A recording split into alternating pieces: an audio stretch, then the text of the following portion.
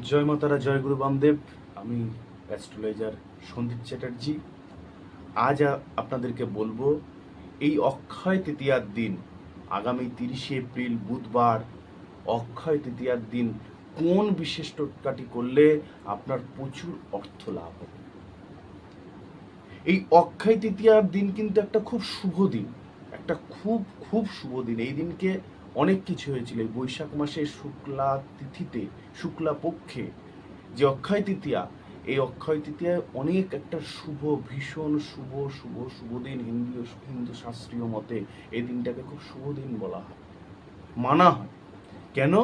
এই দিনটাতে কি হয়েছিল? এই দিনটাতে সত্য যুগের সূচনা হয়েছিল।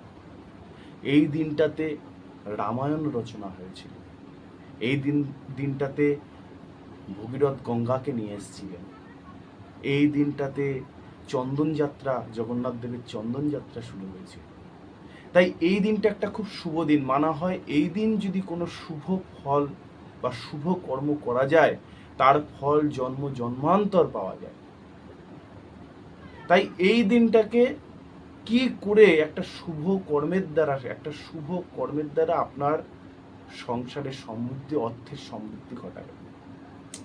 সকালবেলা উঠে স্নান করে শুদ্ধ বস্ত্রে ঠাকুর ঘরে গিয়ে একটি লাল শালুর ওপরে একটি 1 টাকার কয়েন, তাতে সিঁদুর দ্বারা স্বস্তিক এঁকে মাঝখানে হলুদ দ্বারা 4টে ফোঁটা, তার মধ্যে একটু দূর্বা, তার মধ্যে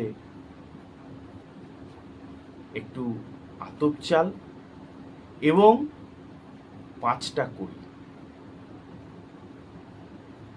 আর একটু কাঠ হলুদ, যেটাকে বলা যায় শক্ত যে হলুদ, এইটাকে একটি টোপলার মধ্যে করে এই লাল শালুটার মধ্যে রেখে সেই শালুটার কাপড়টাকে, মুখটাকে ভালো করে বেঁধে দেবেন। বেঁধে দেওয়ার পরে আরতি করবেন, পুজো করবেন, মনের ভক্তি ভাবে পুজো করবেন।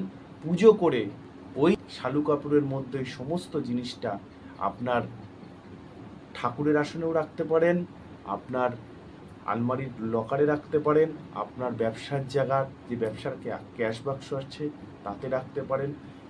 প্রচুর পরিমাণ অর্থ আপনার আসবে। খুব ফলদায়ী টোটকা এই টোটকাটা আপনারা করুন, আপনারা অবশ্যই ফল পাবেন। এবং এই অক্ষয় তৃতীয়ার দিন আপনারা পুজো অর্চনার মাধ্যমে খুব শুভ এবং শুভভাবে এই দিনটাকে কাটান এবং আপনাদের অনেক ভালো। রাখছি, আবার দেখা হবে।